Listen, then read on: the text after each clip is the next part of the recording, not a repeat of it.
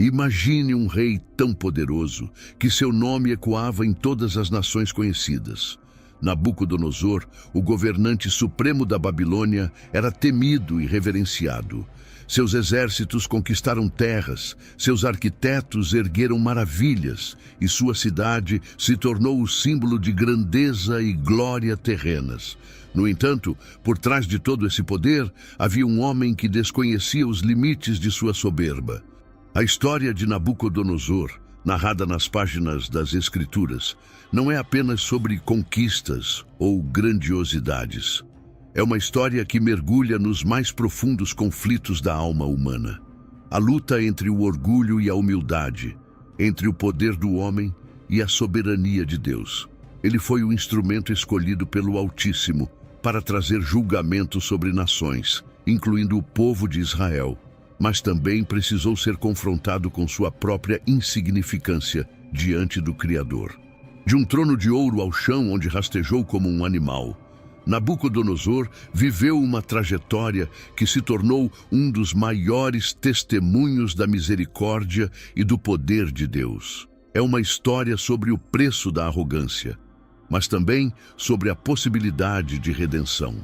Inscreva-se no canal para mais histórias bíblicas emocionantes e ative o sino de notificações para não perder nenhum vídeo. Era uma noite calma nas planícies da Mesopotâmia, quando em uma casa cercada por altos muros de tijolos de barro, nasceu um menino que mudaria o curso da história. O vento soprava suavemente pelas margens do rio Eufrates, carregando o som das celebrações que ecoavam pela cidade de Babilônia. Aquela não era uma noite qualquer, pois o herdeiro do rei Nabopolassar havia chegado ao mundo. O menino, a quem chamaram Nabucodonosor, seria criado sob o peso de um legado que poucos poderiam imaginar. Enquanto crescia, Nabucodonosor era cercado por histórias de conquistas e glórias. Seu pai, Nabopolassar, havia libertado a Babilônia do domínio assírio, quebrando um império que parecia invencível. Agora, ele sonhava em transformar a Babilônia em uma potência que todos os povos temessem e respeitassem. E o jovem Nabucodonosor, com seus olhos brilhantes e mente ágil, era moldado para ser o instrumento desse sonho. Desde cedo, ele se destacou não apenas pela inteligência, mas pela ambição que transparecia em cada gesto, como se já carregasse a convicção de que estava destinado a algo muito maior. Nas ruas movimentadas de Babilônia, onde mercadores vendiam especiarias e artesãos trabalhavam sem descanso, Nabucodonosor era uma figura curiosa. Ele se misturava às multidões, observava as pessoas, aprendia com os relatos de viajantes e os escritos deixados por sábios, mas sua mente estava sempre voltada para algo maior: o poder. Ele sabia que o mundo era vasto e perigoso e que apenas os mais fortes poderiam governá-lo. Com o passar dos anos, sua força física crescia tanto quanto sua capacidade de liderança. Aos poucos, ele assumia papéis mais importantes ao lado de seu pai, absorvendo estratégias de guerra e compreendendo as intrigas políticas que ameaçavam o reino. E então veio o momento que mudaria tudo. Com a morte de Nabopolassar, o jovem herdeiro se viu diante de um trono poderoso, mas cercado por inimigos e incertezas. A pergunta que pairava sobre a Babilônia era: será que ele estaria à altura de seu pai? Nabucodonosor, porém, não tinha dúvidas. O peso do trono não o assustava, mas algo mais o aguardava além das fronteiras do reino. A coroação de Nabucodonosor foi marcada por um espetáculo grandioso. Em um cenário onde a luz do sol reluzia sobre as torres douradas de Babilônia, o jovem herdeiro subiu ao trono. A multidão se reunia ao redor do palácio, gritando o nome do novo rei, enquanto trombetas anunciavam o início de uma nova era. Mas Nabucodonosor, agora carregando a coroa que antes pertencia a seu pai, sabia que o brilho daquele momento escondia desafios sombrios. Ele era o soberano de um império jovem, cercado por nações rivais e inimigos prontos para atacar a primeira fraqueza. Seu primeiro grande teste veio quase imediatamente. Ao norte, os remanescentes do poderoso exército assírio, agora aliados aos egípcios, representavam uma ameaça direta. Eles ainda se recusavam a aceitar a ascensão da Babilônia e marchavam para Carquemis, uma cidade estratégica no controle das rotas comerciais. Nabucodonosor sabia que não podia esperar. Para provar seu poder e consolidar sua posição como líder, ele precisava esmagar aqueles que ousavam desafiar Babilônia. Com o som estrondoso de tambores de guerra, ele partiu para a batalha, liderando seu exército com coragem.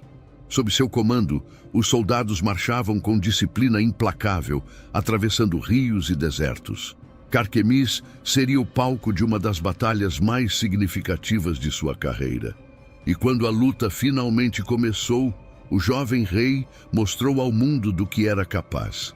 Ele comandava como um general experiente, calculando cada movimento, cada ataque, com uma precisão assustadora. No calor do combate, Nabucodonosor parecia invencível. Sob seu comando, os egípcios e assírios foram derrotados de forma esmagadora, forçados a recuar em desordem. Aquela vitória não apenas garantiu o controle de Carquemis, mas solidificou o domínio da Babilônia sobre a Mesopotâmia. Mais importante ainda, transformou Nabucodonosor em uma lenda viva. Quando retornou à Babilônia, ele não era mais apenas o filho de Nabopolassar. Ele era Nabucodonosor, o conquistador, o rei que dobrava nações à sua vontade. Mas enquanto o povo celebrava, ele já olhava para o horizonte. Havia algo mais, algo que ele sentia pulsar em suas veias, um desejo insaciável de expandir seu reino, de construir algo que o mundo jamais esqueceria. O eco da vitória em Carquemis ainda reverberava por toda a Babilônia quando Nabucodonosor voltou seus olhos para uma pequena, mas obstinada nação ao oeste, Judá. Situada entre grandes impérios, Judá se tornara um ponto estratégico de interesse para a Babilônia, mas também uma fonte constante de resistência. Governada por reis que oscilavam entre lealdades ao Egito e Babilônia, Judá era uma ferida aberta no domínio de Nabucodonosor e ele sabia que precisava fechá-la. O momento para agir surgiu em 597 a.C., quando Jeoaquim, rei de Judá, tentou desafiar a supremacia babilônica. A resposta de Nabucodonosor foi rápida e implacável. Ele liderou suas tropas diretamente para Jerusalém, um cerco que durou meses. Quando finalmente adentrou os portões da cidade, fez questão de deixar claro que a desobediência tinha um preço. Jeoaquim foi levado cativo e seu sucessor, Joaquim, teve o mesmo destino pouco tempo depois. Para Nabucodonosor, capturar Jerusalém não era apenas uma questão política, era um lembrete ao mundo de que nenhuma nação, por menor ou mais devota, escaparia de seu domínio. Ele saqueou o Templo de Salomão, o coração espiritual do povo de Judá, e levou os tesouros sagrados para a Babilônia como símbolo de sua vitória. Mas, talvez mais importante, ele deportou milhares de judeus para o exílio, entre eles líderes, artesãos e jovens promissores como Daniel, que um dia se tornaria uma figura crucial em sua própria história. Embora Jerusalém tivesse caído, Nabucodonosor sabia que não podia confiar plenamente na lealdade de Judá. Ele colocou Zedequias como rei, esperando que ele mantivesse a ordem sob o jugo babilônico. Mas Zedequias também desafiou o poder do conquistador, e Nabucodonosor retornou em 586 a.C., desta vez decidido a não deixar pedra sobre pedra. Jerusalém foi destruída e o templo reduzido a cinzas. Quando os exércitos de Nabucodonosor deixaram Judá, não havia dúvidas sobre quem era o governante do mundo. Mas, para o rei, a destruição de Jerusalém era apenas um passo em direção a um objetivo maior. Nabucodonosor retornou à Babilônia triunfante, mas seus olhos não estavam fixos no passado. Em sua mente havia uma visão, Uma cidade tão grandiosa que não seria apenas um símbolo de poder, mas uma prova de que ele, Nabucodonosor, era um governante escolhido pelos deuses para moldar o destino do mundo. Babilônia, sob seu comando, não seria apenas a capital de um império, seria o centro do universo conhecido.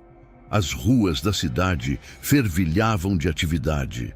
Trabalhadores vindos de todos os cantos do império, desde escravos de terras conquistadas até artesãos altamente qualificados, erguiam muralhas que pareciam tocar os céus. Nabucodonosor comandava cada detalhe, supervisionando projetos com a mesma intensidade que mostrava no campo de batalha. Sob suas ordens, Babilônia se tornou uma cidade de esplendor inigualável, com templos que reluziam sob o sol e palácios adornados com ouro e pedras preciosas. O rei não poupou esforços para enaltecer o templo dedicado a Marduk, o deus principal da Babilônia. A torre de Etemenanque, conhecida por muitos como a Torre de Babel, foi reconstruída em uma escala monumental, seus degraus subindo como uma escada que parecia querer alcançar os céus. Mas talvez a realização mais fascinante de Nabucodonosor fossem os jardins suspensos, uma maravilha que dizia ter sido criada para agradar sua esposa, Amitis, que sentia falta das montanhas verdejantes de sua terra natal. Os jardins eram uma obra-prima de engenharia, com terraços elevados irrigados por um sistema inovador. O perfume das flores e o som das fontes de água criavam um oásis em meio ao calor árido da Mesopotâmia.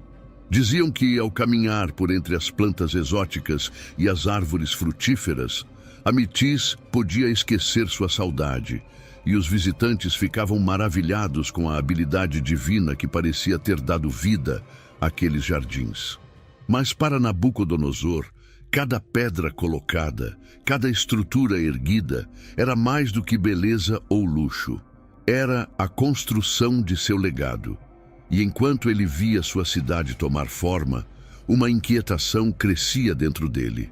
Babilônia era gloriosa, mas poderia ser eterna? As noites de Nabucodonosor, antes tranquilas, começaram a ser invadidas por sonhos estranhos, como mensagens misteriosas que ele não conseguia entender. Uma dessas visões era especialmente perturbadora. Ele via uma estátua gigantesca, imponente, feita de diferentes materiais. A cabeça era de ouro puro, os braços e o peito de prata, o ventre e as coxas de bronze, as pernas de ferro e os pés de uma mistura frágil de ferro e barro. De repente, uma pedra, não cortada por mãos humanas, atingia os pés da estátua, destruindo-a completamente, enquanto a pedra crescia até se tornar uma grande montanha que dominava a terra. Nabucodonosor acordava suando frio. Por mais poderoso que fosse, havia algo naquela visão que o fazia sentir-se pequeno e impotente. Nenhum de seus sábios, magos ou astrólogos conseguiu decifrar o significado do sonho, aumentando ainda mais sua angústia. Foi então que alguém mencionou Daniel, um jovem entre os cativos de Judá, conhecido por sua sabedoria incomum e sua habilidade de interpretar sonhos. Relutante, mas sem outra opção, Nabucodonosor chamou Daniel à sua presença. O jovem, com uma serenidade que contrastava com a tensão do momento, afirmou que a interpretação não viria dele, mas do Deus Altíssimo. O rei, curioso e ansioso, ouviu atentamente enquanto Daniel desvendava o significado da estátua. A cabeça de ouro representa o Senhor, ó Rei, e seu reino glorioso, começou Daniel, sua voz firme. Mas após o seu domínio, surgirão outros reinos, cada um inferior ao anterior. No entanto, o destino final será marcado pela pedra, que destruirá todos os reinos e se tornará um reino eterno, estabelecido por Deus. O impacto das palavras de Daniel foi devastador. Pela primeira vez, Nabucodonosor encarou a possibilidade de que seu império, por maior e mais esplendoroso que fosse, não duraria para sempre. Mas a ideia de ser apenas uma parte de um plano maior o inquietava ainda mais. Ele estava acostumado a moldar o destino com suas próprias mãos, e a ideia de um poder maior o controlando era difícil de aceitar. Mesmo assim, ele reconheceu a sabedoria de Daniel, promovendo-o a uma posição de destaque. No entanto, em seu coração, Nabucodonosor não estava pronto para aceitar que alguém ou algo pudesse ser maior que ele. Ele precisava reafirmar sua glória de alguma forma, e uma ideia grandiosa começou a germinar em sua mente. A inquietação que o sonho havia deixado em Nabucodonosor não desapareceu. Ao contrário, parecia crescer como uma sombra dentro dele, alimentando um desejo insaciável de reafirmar sua grandeza. Foi então que ele decidiu erguer algo que seria mais do que uma demonstração de poder. Seria uma declaração ao mundo de que ele era invencível, imutável, acima de qualquer profecia. A ideia tomou forma quando ordenou a construção de uma imensa estátua de ouro maciço, uma obra monumental que brilharia sob o sol escaldante da Babilônia. A estátua foi erguida em uma planície ampla, visível a quilômetros de distância. Era uma visão impressionante, com o ouro reluzente, parecendo quase vivo sob a luz do dia. Quando a construção foi concluída, Nabucodonosor emitiu um decreto. Todos, sem exceção, deveriam se prostrar diante da estátua em reverência. Para ele, isso não era apenas sobre adoração. Era uma prova de lealdade absoluta ao seu poder. Qualquer um que desafiasse sua ordem enfrentaria uma punição terrível. Ser lançado em uma fornalha ardente, um destino que poucos ousariam encarar. O dia da dedicação da estátua chegou e uma multidão se reuniu na planície. Instrumentos musicais tocavam em harmonia, marcando o momento em que todos deveriam se ajoelhar. Mas em meio à multidão, 3 figuras permaneceram de pé, desafiando abertamente o decreto do rei. Sadraque, Mesaque e Abed-nego, jovens de Judá que serviam na corte de Nabucodonosor, recusaram-se a adorar a estátua, declarando sua fidelidade apenas ao Deus de Israel. A notícia chegou rapidamente aos ouvidos do rei. Sua reação foi imediata e furiosa.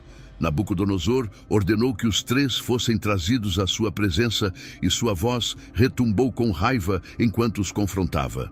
Ele lhes deu uma última chance para se curvarem, mas eles recusaram, suas palavras firmes ecoando pelo salão. O Deus a quem servimos pode nos livrar da fornalha, ó rei, disseram. Mas mesmo que ele não o faça, não serviremos seus deuses. A fúria de Nabucodonosor não tinha limites. Ele ordenou que a fornalha fosse aquecida 7 vezes mais que o normal, e os jovens foram jogados ao fogo.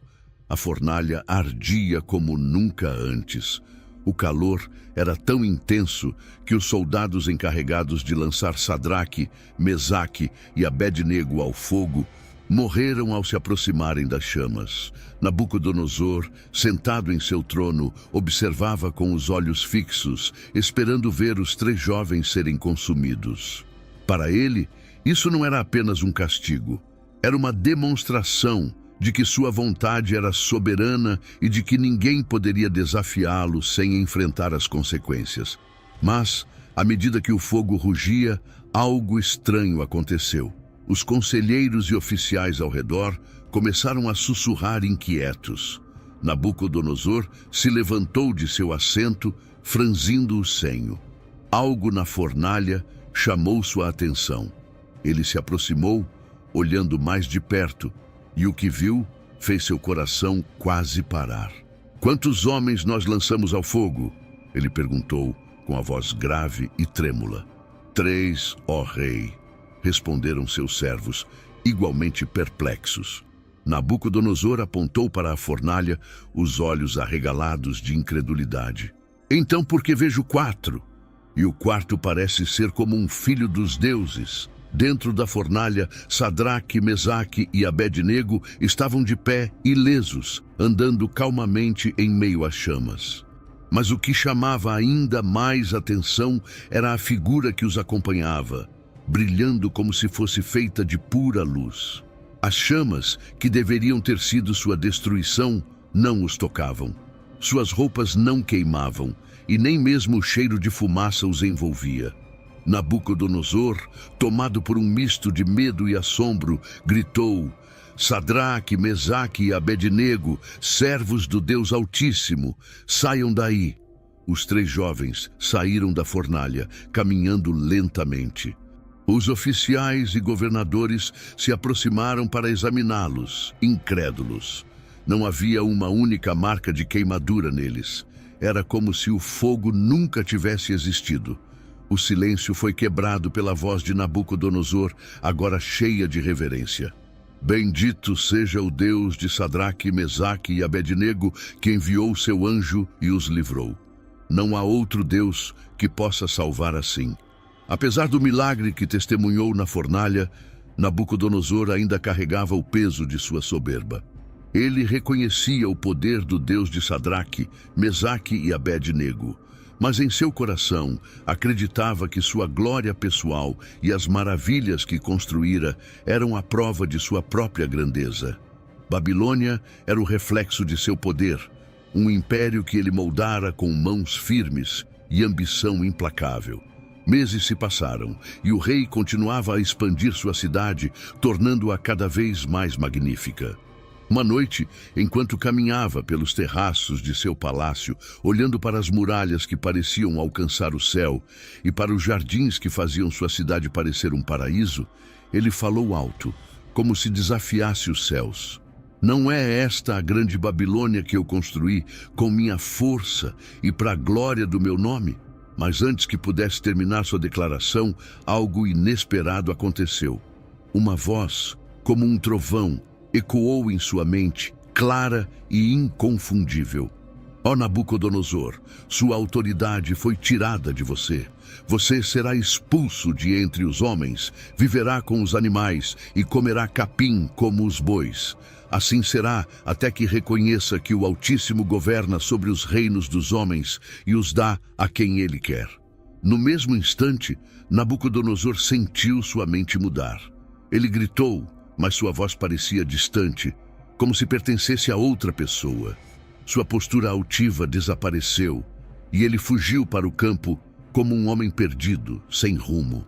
Durante 7 anos, viveu como um animal, comendo o que encontrava no chão e dormindo ao relento.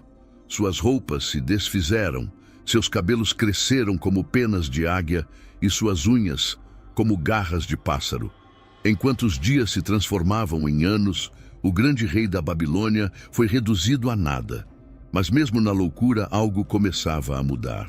Em meio à sua humilhação, ele começou a perceber que o verdadeiro poder não estava em suas conquistas ou nas riquezas de seu reino, mas em algo muito maior, algo que ele havia ignorado por tanto tempo.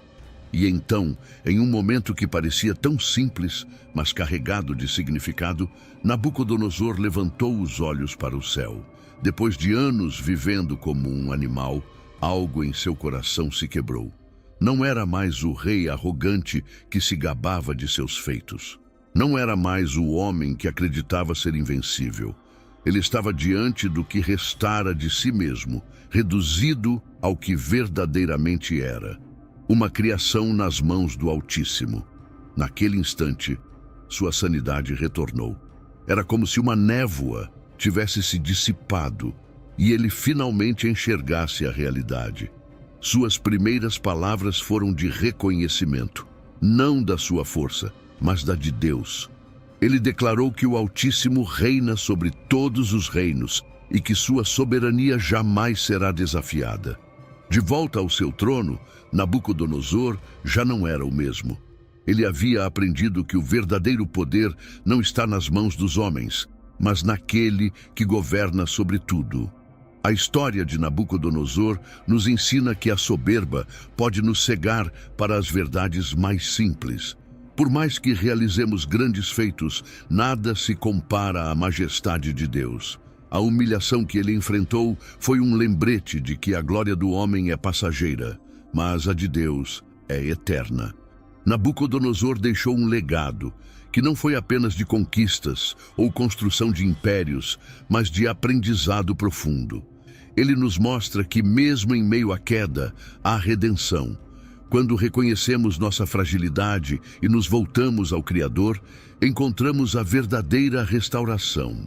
E assim, o rei que caminhou entre os maiores conquistadores da história terminou sua jornada com uma lição gravada em seu coração: toda glória pertence a Deus. Se você gostou da história de Nabucodonosor e quer continuar acompanhando outras histórias de fé e superação, não deixe de curtir esse vídeo e compartilhar com quem você ama.